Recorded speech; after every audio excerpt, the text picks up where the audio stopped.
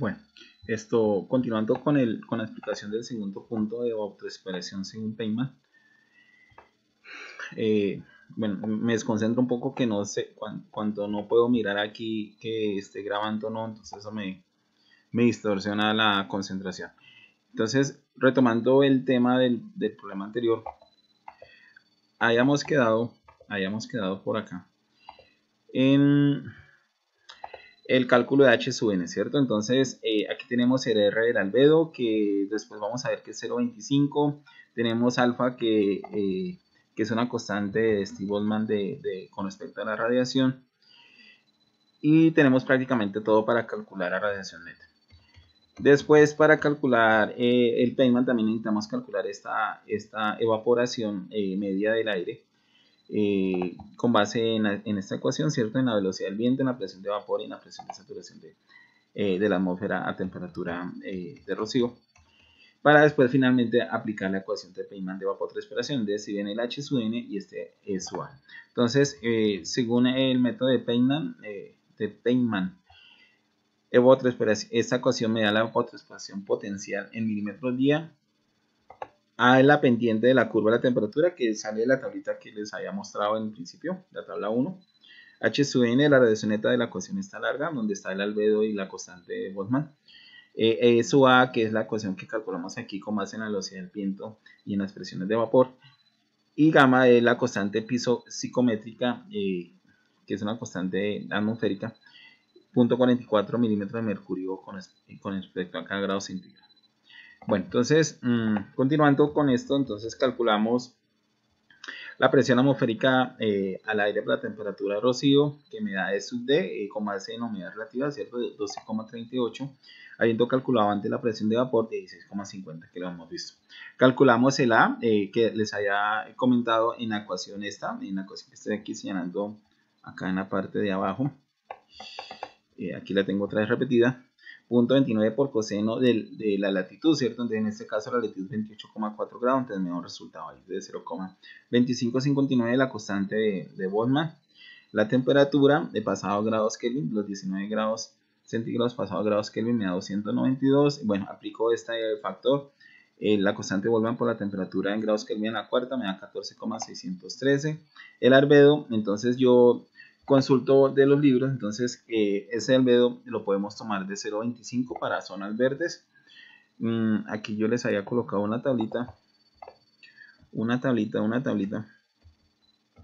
Entonces cuerpos en tierra, entonces mira, 0.25 con vegetación, es un factor ahí que se comenta. Me gusta más las tablas de Medina o de Monsalve, me parece que son como más completas, más explícitas, describen mejor la propiedad del terreno para darse una idea de qué valor escoger mejor.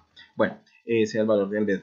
Entonces aquí tenemos ya básicamente todo. Reemplazamos y me da que la radiación neta en una superficie horizontal de agua, H sub n es de 2,06 milímetros día. Voy a calcular después la evaporación, ¿cierto? Con base en la velocidad del viento y en las presiones de vapor. Y observen que me da 2,208. Y básicamente, bueno, ¿cómo calculé la velocidad del viento, ¿cierto? Entonces, a 9 metros, ¿cierto? Que es la condición. Entonces, por acá me devuelvo un momentico. Y tengo por acá, debo tener por acá la velocidad del viento.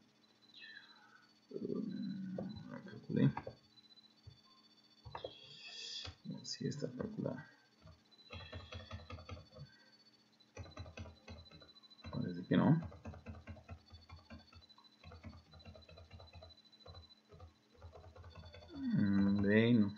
No parece calculada. Bueno, esa velocidad del viento se calcula realmente de forma idéntica a la ecuación anterior, ¿cierto? Entonces tengo la velocidad a 2 metros sobre segundo por, que son 80 y pico por 9 a la 1 séptimo, y eso me debe dar este valor de 85 kilómetros día. Bueno, listo. Entonces ahí calculo la evaporación y ya tengo todos los parámetros para calcular la evapotranspiración potencial según Feynman. Me da 2,072 milímetros día. Y esa es la ecuación. Esta ecuación no se encuentra muy, digamos, con mucha regularidad, pero es una ecuación que se hace un poco compleja para su cálculo. Bueno, entonces aquí a manera de grosso modo, entonces me piden hacer prácticamente en el tercer punto el mismo punto anterior, sino que ya no es en un área normal, sino es en un lago. No es en un cultivo, no es en una zona verde, ¿cierto? Sino es en un lago. Entonces, como es en un lago, entonces el valor del albedo es de 0,05. Es decir, el agua refleja el 95% de la radiación y tiene muy buena reflexión. Entonces, aplicamos todo nuevamente. Ustedes observen aquí que cambio el albedo, calculo nuevamente la radiación neta. Entonces pasó de ser el área, un cultivo, a ser una masa de agua, ¿cierto? De un lago. Masa de agua para un lago, entonces me dio 3,356. Mira, observen cómo cambia. 2,06 a 3,36. Calculo nuevamente la evaporación. Como las constantes son con base en las mismas, entonces pues me da la evaporación de 2,208, igual que en la ecuación anterior, y vuelvo y calculo la evapotranspiración para ese lago y me da que es 2,985. Obviamente, por ser masa de agua, pues se va a evaporar más, ¿cierto? Por ser líquido, ¿cierto? Toda esa masa. Bueno, mientras que en un cultivo, pues la evapotranspiración sería menor. En el cuarto punto, aquí me piden calcular una evapotranspiración que es por la fórmula de Blaine-Clay. Esa fórmula de Blaine-Clay, si mi memoria no me falla, está en el no debería haber hecho yo eso porque ahí me voy a desconcentrar. Está aquí en el libro de Germán Monsalve, si mi memoria no me falla.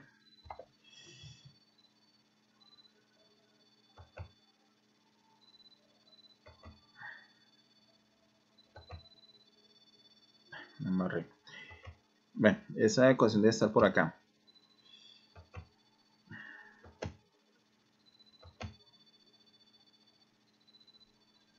Bueno, aquí hay un ejercicio de radiación en el libro de Monsalve muy interesante. Bastante completo. Torbonne, Blaine. Mira, entonces aquí tenemos la de Blaine, que difiere un poco de la que yo estoy planteando en el archivo Word que les envío. Entonces, tenemos un valor de K para diferentes cultivos. Bueno, entonces el enunciado me dice que calcule la evapotranspiración según Blaine para una latitud de 30 grados norte para un cultivo de trigo en la temporada de noviembre a febrero. Bueno, entonces tengo que el K para el trigo es de 0,65 y aquí me dan las temperaturas para los diferentes meses, noviembre, diciembre, enero y febrero.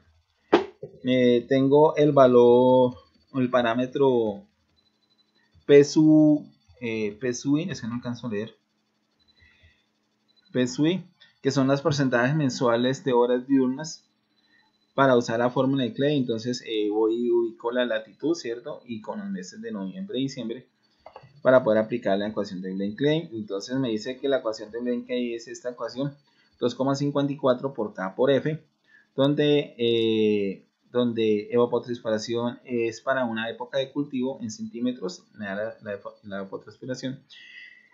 El K es un coeficiente empírico que depende del cultivo, que ya lo sacamos por la tabla, que es trigo, que creo que dijimos que era 0,45, y el F es una suma de factores mensuales por el periodo. Entonces aquí el PSUH, que es lo que quería buscar, es el porcentaje mensual de las horas diurnas que depende de la latitud del lugar, tabla 5, y T es la temperatura media en grados Fahrenheit. Entonces aquí simplemente tengo prácticamente todo, ¿cierto? Entonces calculo la temperatura. Si se acuerdan que vimos una temperatura en grados centígrados, la paso aquí a grados Fahrenheit. Para cada uno de estos meses de la tabla 5, estimo el PSUH y simplemente multiplico T por pH, ¿cierto? Me da un valor y después obtengo la sumatoria para hallar este valor de F. Es bastante sencillo, ¿cierto? Entonces para el noviembre, pH de 7,19, entonces voy a mirar, perdón, ¿dónde está? Aquí está el PSUH. Entonces para noviembre 30 grados, este computador no me ayuda mucho, 7,19 y así sucesivamente, 7,15 para los otros meses y así respectivamente. Es muy intuitivo el problemita. Calculo la evapotranspiración y mi da que da 26,85 centímetros de evaporación para ese periodo de noviembre a enero. Es decir, eso me está contabilizando noviembre, diciembre, enero y febrero, 4 meses. Es decir, se estaría evaporando 26,85 centímetros de agua en esos 4 meses. Bueno, aquí para mayor información tenemos la ecuación de Thorne-Wise, ¿cierto? Entonces tenemos esta ecuación y donde tengo aquí los porcentajes de horas diurnas para...